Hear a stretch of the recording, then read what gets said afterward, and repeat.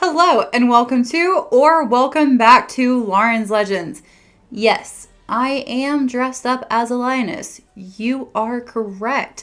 And for no reason at all other than I like it. I had the costume and it's officially spooky season. Happy October, everyone.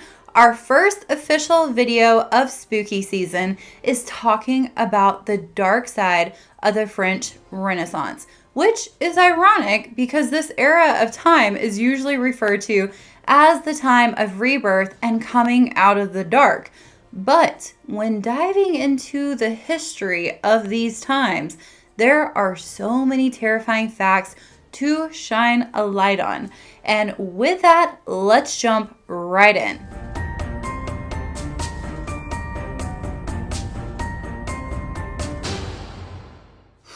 I'm gonna have to take the hood back because, it's getting a little bit warm up in here.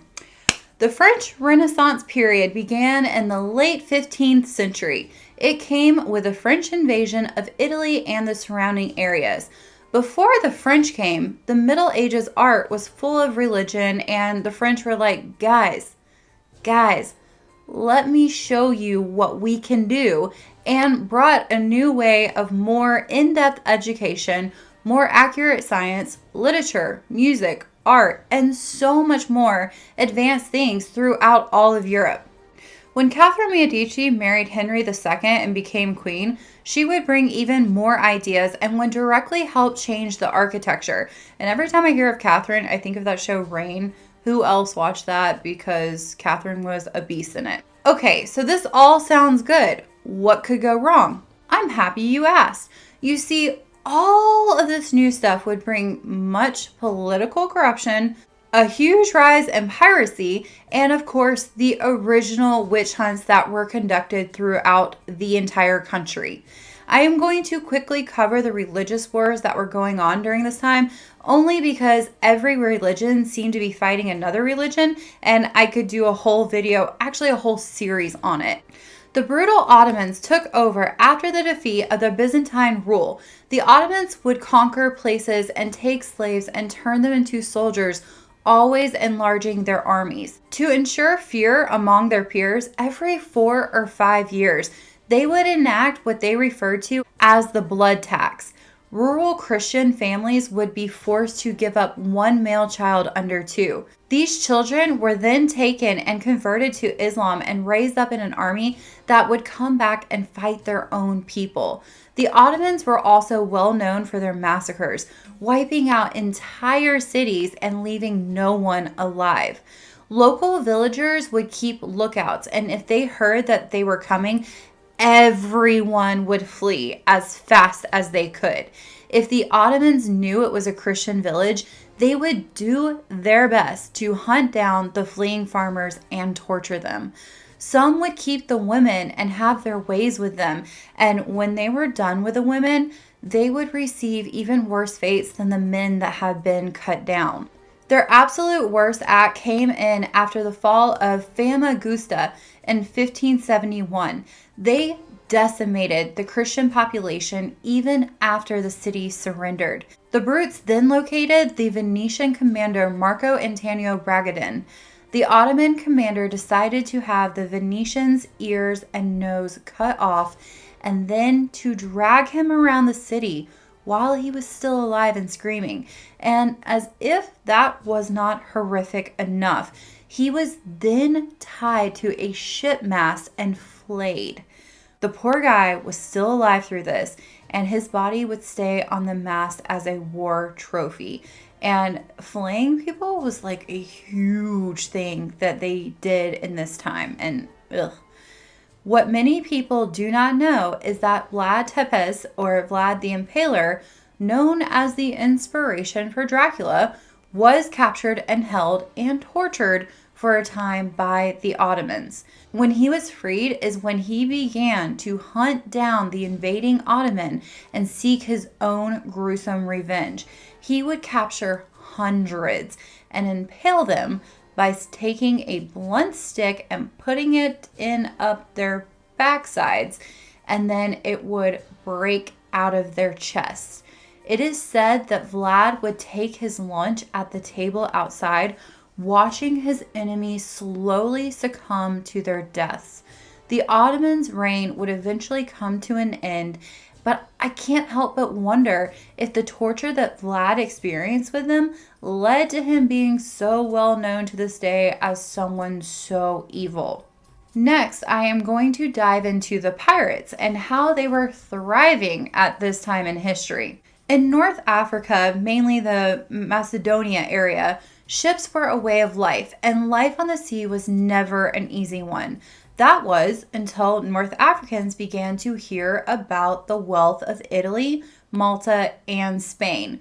Things would drastically darken when North African pirates began blocking off and controlling huge parts of the Mediterranean and the Atlantic coastal areas. They would lie in wait and then attack, taking all of the riches and the people they pleased as slaves, selling them and becoming richer and richer. It is even said that these pirates would make it all the way up to Iceland. Can you imagine how far that is? Like, even in today's time, taking a cruise ship, that's wild. Anyways, these raids would go on for years, and many tales would be told of evil spirits that controlled the high seas. They were almost not human because they were so evil and the acts that they would do. Simple trade ships would have to hire security protection just to be able to trade their goods.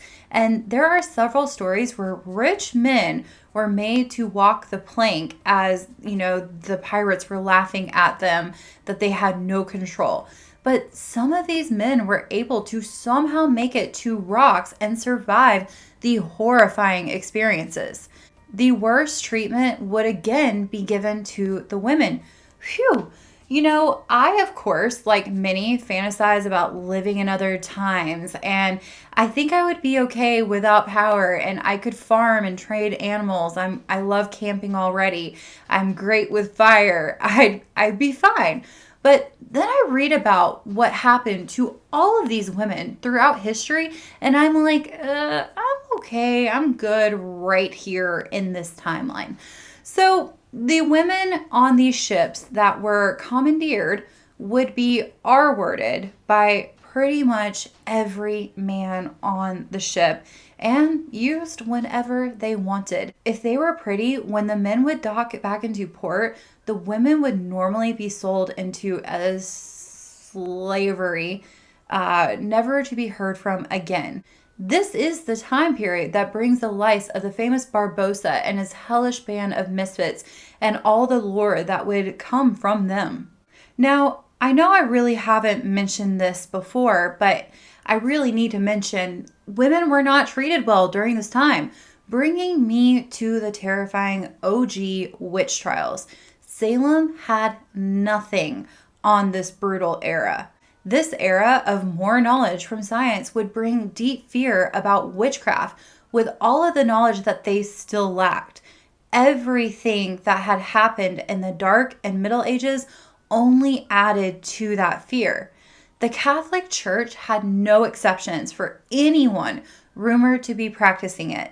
It was considered worshiping pagan beliefs and superstitions, and for almost 200 years, Northern Europe would experience the witch hunting. The church believed they were saving people, and the witchcraft was the devil attacking all of humanity. Particularly in Germany and the British Isles, people would suspect an innocent person because they looked at them wrong, and they would start screaming, burn them in the streets. Things were so bad that even a sudden seizure, paralysis, and ill or disfigured babies would cause people to look for others to blame. If someone had any enemies, those would be the first suspect of a curse being put on the people that had had these ailments. Thousands of people, especially women and children, were tortured and executed on suspicions that had no backing at all. Many innocent individuals would confess because they couldn't handle being tortured any further. The amount of different techniques of torture truly blows my mind, and it makes me wonder if these people just enjoyed doing it. Many of the tortured were sleep deprived. Many were mutilated and stretched until limbs fell off. Many had all of these things done to them at once together. It was even said that they would put a suspected witch in a cage with black cats and burn them all. Poor kitties.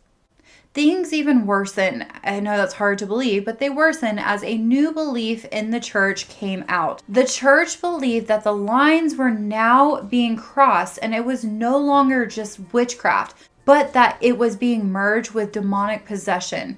The devil was calling all of his witches to go and do his bidding.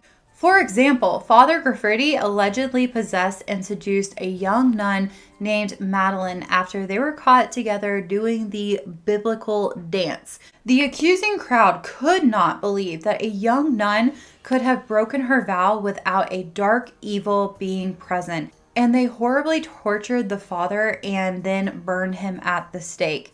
The nun Madeline would serve the rest of her 20 years in a prison away from others so that she could not influence others with her evil. The last person that was said to be executed during this time was actually a man named Luis de Barras. He was the last of several men that had been rounded up, and they were all accused of making a pact with the devil in order to find a huge treasure. Like, what happened there? Was there one person that these guys all pissed off and they were like, they must be practicing witchcraft. There's no other explanation for sure. And they seem greedy. Yep, they got a pact, and I'm sure of it. It was wild to try to comprehend the hysteria of these times. Many historians believe that the changing of the times, the religious battles, the economic struggles compounded all of these fears into needing to blame it on something that no one could truly understand. One of the most famous women that were executed for witchcraft was that of Joan of Arc. This truly showed that no one was really safe from being accused and judged in very unfair trials. But on the other side of things, when things are outlawed and punishable by death, what tends to happen? Secret societies that dive deeper and deeper into their beliefs. There are now historical locations all over Europe that are said to be where the secret true witches practice and flourish. These witches are believed to be some of the most elite in the society, and maybe they had their hands in who was accused, and it was all part of their master plan. Again, I am very happy to be here in 2023 where I can sit here and fantasize about these eras. But what do you think about learning this side of history? And do you think that you should have been born in another time in history? And if so, when is that? As always, thank you so much for watching. Please do not forget to like, comment, and subscribe. I have a lot of spooky content coming your way. And until next time, I will see you later.